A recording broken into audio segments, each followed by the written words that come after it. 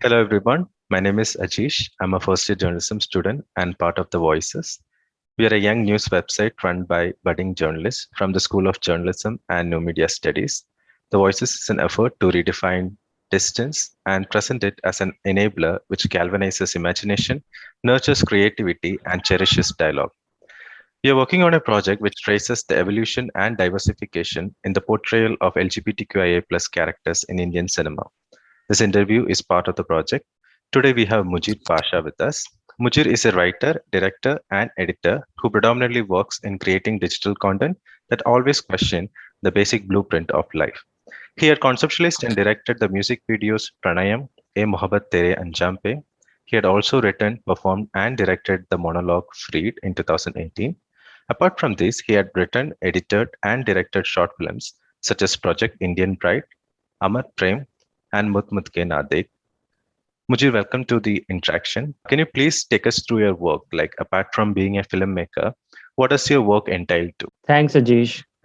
Okay, I can tell you what my work is like. I don't think there is any work that I do that is not related to films or video production. Um, so, as a filmmaker, I write, direct, and edit. Right, there are multiple film jobs that I do. I'm a freelancer. I work as a freelancer these days, and I've been doing some editing jobs. I've been closely working with Solidarity Foundation, and I've been editing their interviews and their documentaries, and I've been editing some other videos and films for friends. I've been working as an assistant on commercial gigs lately, uh, and and besides all this, I am working on my scripts. I have a creative partner. I have a writing partner. She and I have been working on a project for a while now. Um, so so yeah, as a freelancer, I get to have fun. I get to choose projects. I get to do something apart from my own, apart from the world that I create. You know, so that's what my work is like for now. Please tell us about your discovery of love of your films. Like, what kind of events lead you to leave your job and then join an entirely different profession as a whole? Okay, I come from a family of movie buffs. Okay, my grandfather used to have a video library in Bombay, so there has always been a culture of watching movies and talking about them at home. Like I was very young, where they talk about directors, they talk about filmmakers. Like we were that family who was just not talking about actors and singers. We were talking about the makers. Uh, uh, so there has always been an influence of like to watch movies a little more than what an average movie watcher would do. yeah. uh, like my nana would appreciate my grandfather. I remember watching, like I must have been 8 years old when I watched Mughal Azam for the first time, and he made us sit and watch the film with him. Right, I didn't like it back then, but I saw how he enjoyed the film. He would rewind a particular scene again and again, and play the dialogue, and say the dialogue and clap and say, what, wow, that was such a great line. That's my early influence of appreciating cinema. Uh, Growing up, I did a lot of watching, and then um, I was always fascinated by anything to do with Bollywood. I would, how we used to have these audio cassettes, and there used to be an inlay cover. There used to be a picture of the film, Okay. and the song list on the back. I used to make that. I used to do that with my hand. I used to do some sort of a craft. I'd bring pictures, paste them, and create those inlay covers, and get music cassette recorded, and create them for myself. So I've always been actively a film buff, you know. But I never thought I could make a film, because that did seem like a possibility, because I was in Bangalore, and apart from all that, I was a good student. So in my days, the path was really carved. You would either become a doctor or an engineer, because you're doing very well at academics. Um, so it went on. I enjoyed it. I would talk about making films, and my friends would mock. And then that used to be like a silly joke. I also took it for a silly joke. This was when I was in class 12th. I met a friend that, like, I was going to tuition, and then this guy had made a film on his own. He made a film on Handycam. He Okay. wrote the film, shot it, and edited it, and he showed the film. Like he made a 10-minute film. That inspired me, and I was like, hey, you don't really need to go to Bombay to make a film. All you need to do is get a camera, right? So I mean, then the journey somehow began. I mean, not actively, but somewhere I knew that I wanted to make a film because it seemed possible now. All I needed was a camera, so I waited to get my first job and buy a camera and shoot a film myself, right? And that took a few years, and in the process, I grew, and how I looked at films, how I looked at life, and how I looked at myself. All of that changed and evolved. And then I made this film. I made a short film with a bunch of friends first, and I showed it around. I showed it at Bangalore Queer Film Festival. That was my first screening ever, and I really was thrilled by how the film, what a film can do. What presenting a film can do to you. Like you make a film that you believe in, make a film that you relate with, and then you stand in front of an audience. You stand on a podium, and then you show it to a lot of people. The people are there who have come down to watch your film. That was thrilling. It was some sort of a fantasy that I was living. And I think that moment I realized that I need to make a better film. I need to make a film that will hold and that will justify people's time. If I was taking somebody's 40 minutes of time to tell a story, and I wanted to make sure that I did a good job. And since then, each film I made, I worked very hard, and I wanted to um, tell a better story. I want to tell a story more honestly. I want to make a better film, and I wanted to show it around. And that's how I've got to where I am. So, does your sexuality influence you in any way during your filmmaking process? Say, for example, do you think it matters that the person who is telling the story is as important as the story itself? Like, does your personal life, the things that you get from your personal life, influence you to transform it into the screens? For me, it's a yes, right? My sex. See, what is sexuality? Sexuality is a major part of your life, right? Yeah. Say when people talk about their children, when people talk about their parents, when people talk about getting engaged, getting married, when people are talking about other people getting married, they're talking about sexuality. Sexuality is like talking about sexuality is our regular conversations. We see it everywhere. We see sexuality on television, right? You're seeing two people, like you see a man and a woman dancing, singing, or you see a billboard where you see a couple holding hand, or there's a couple and a child. That's sexuality. So it's everywhere. So how you, so that when you see these many things, that affects you, right? That questions you how you look at yourself or how you look at life. So sexuality does shape how you look at the world, because the world is constantly talking about that. So as a filmmaker, I do bring my whole self. I I bring in my experiences, I bring in my emotions, I bring in um, um, how I feel and how I see world. I bring that to table. I bring that to my films, into my collaborations. Um, so that definitely that's me. That's who I am, right?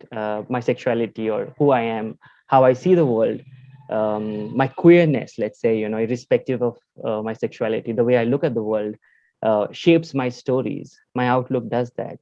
My experiences shape my stories. So, what kind of challenges did you face while making your films and throughout the journey, as in general? Okay, now to go back to a few years. uh, I think initially it was about, I was naive. I just wanted to go out and tell a story. And I didn't really care much about the filmmaking language or the cinematic language. All that mattered to me was the people that I was talking about. Uh, and I worked with a bunch of friends, uh, and so it was a different experience. But then when I made work and then I showed around and I had collaborators who were professionals, that helped my films, that helped my telling, that they brought in a certain something to the film. right? And then the process got easier over time. um, Challenges initially is, it's a challenge to make a film. It's a challenge to Yeah, make your true. first film, right? And Yeah. it's a challenge to go about showing that film. It's a challenge to hold on to that film. Also, a lot of films take so much of you, they take so much Mm, of your time, they take so much of your blood and sweat. um, and the challenge is all emotional. The challenge is financial. mm. um, and and then it works out, like, like pieces of puzzles fall into place. And you see the magic happen. You see the magic happen off screen while you're making it. Yeah. uh, and it's a fun journey that way. Right. So, Mujir, I have seen your films, and it's very heartening to see stories from across the spectrum and not just stories around gay men. So, being a queer man yourself, it was perhaps easy for you to stick towards that narrative, but you have managed to include stories from different community members. How did you go about it? So there are two aspects to this, I think. One is a story happens to you, right? You're somewhere doing something, and then you hear about something, and you're like, hey, Let's do like, that. yeah, let's do that. My heart beats like I'm catching the pace or something.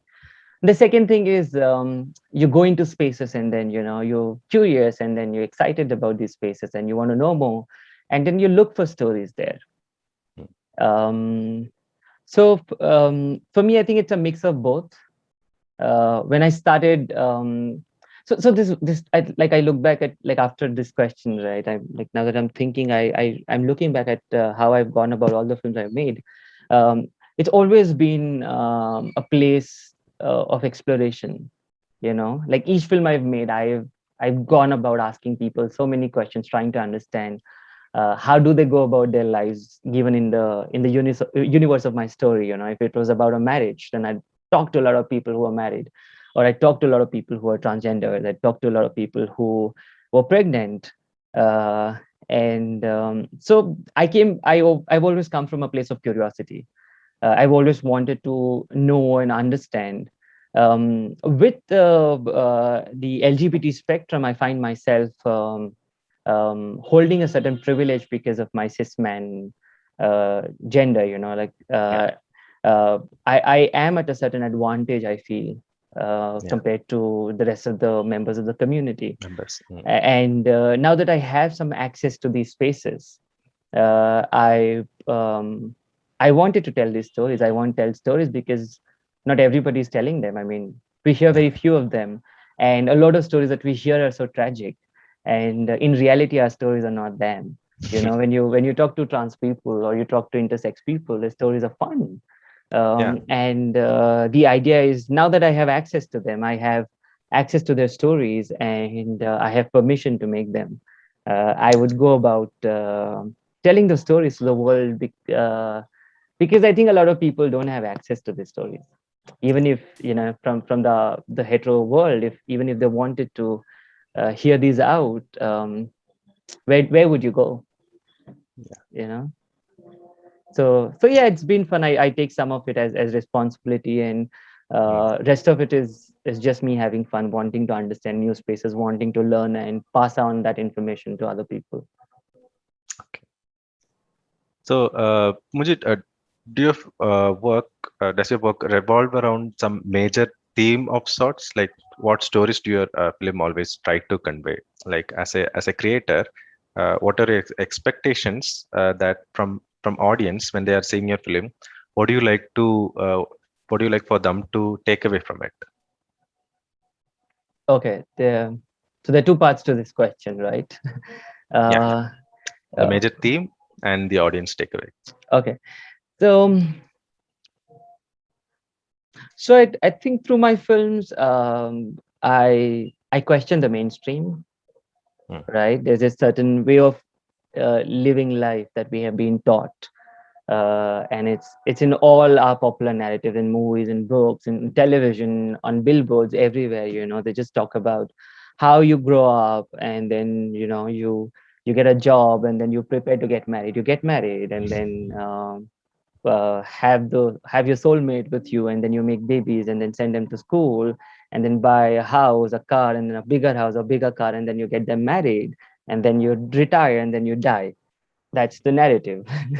uh, I come from a place where I believe that there is more to life than this, yeah, and people haven't told us. So I want to go about, like, I want to get off this train, I want to get off the track, and then go out in the jungle and figure out. So a lot of my stories are in that space. It's in the space. It's about people who have gotten off the train, wanting to explore more, wanting to understand uh, um, our own potential as human beings, our own potential as lovers and as people, as friends.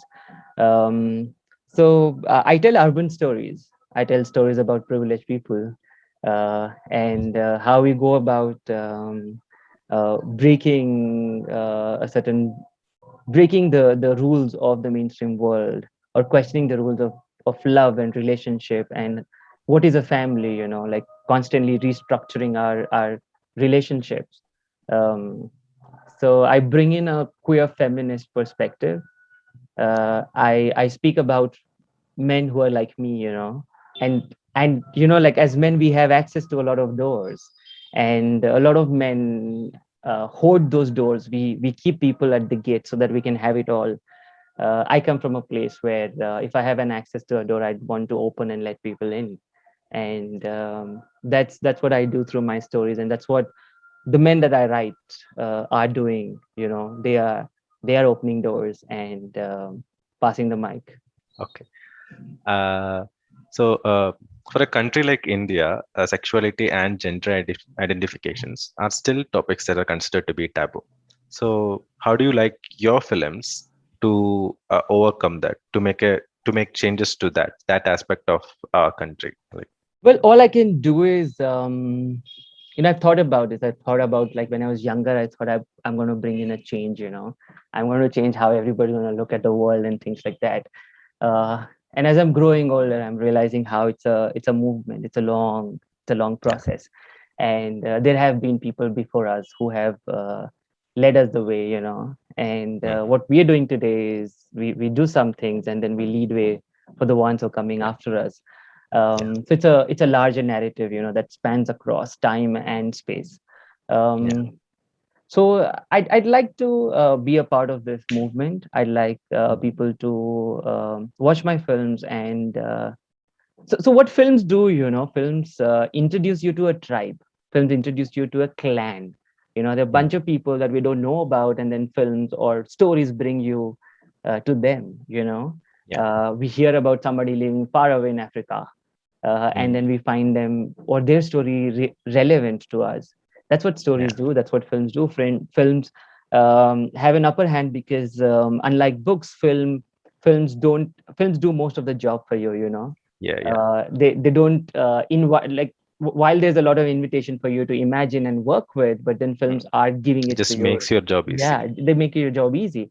So so I like to think that my films introduce people to a tribe, and uh, educate, agitate, um, help people empathize, help people learn, help people entertain, Yeah. in a way which is easy to learn. I mean, I don't want to offend people and teach.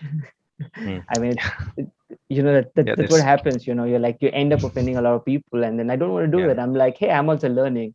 I don't know a mm, lot of it, but then when I started on this path, I learned a few things, and then here are the things that I learned, and I will show you in a way you will like it, or you will enjoy watching. I'll engage you, and things like that. I'd like to make a dent, sure. a permanent dent. I don't really think I'm going to break this Yeah, open, but I'm definitely going to, like, hit and then make a permanent dent, and then going forward, people are going to take this forward, and I think years from now we're going to look back and see yeah, how, at some point we started, at some point we yeah, started telling stories about inclusion, about say LGBT folks, or about other minorities, and then back in those times, people weren't very welcoming, or the government wasn't very welcoming of these stories, or appreciating or encouraging. But now a lot of years have passed, and then how it has changed. I would like to be a part of that change. Not sure if I will live to see it, uh, but I'd like to. I'd like to believe we're headed there. Uh, yeah, Yeah, true, Mujit. Because whatever we do as a present generation, whatever we leave, even if it's a small change, so after few years, when we look back, we'll be actually proud of us to actually be okay. We have done our part. We have done something as our part that the future generation can bang upon and use it for better purposes. absolutely. I So absolutely like bang on. That's exactly what our job is. I think our job is yeah, just move it a little ahead. We yeah, don't have to run with it and make all the change. All we have to do is just sure, do our bit and take it a little forward. And had people who came before us hadn't started or taken it forward, we yeah, wouldn't be where we are today. true, And so that's so part of the movement, of the process. I think yeah, that's how communities work. That's how communities have functioned always. yeah. So yeah, with that note, I'm wishing you all the best for your future works that you do. And Thank thank you you. for joining us today. All the best for your future works. Thanks Thank a you. lot, Ajish. Thanks for this opportunity. It was fun talking to you.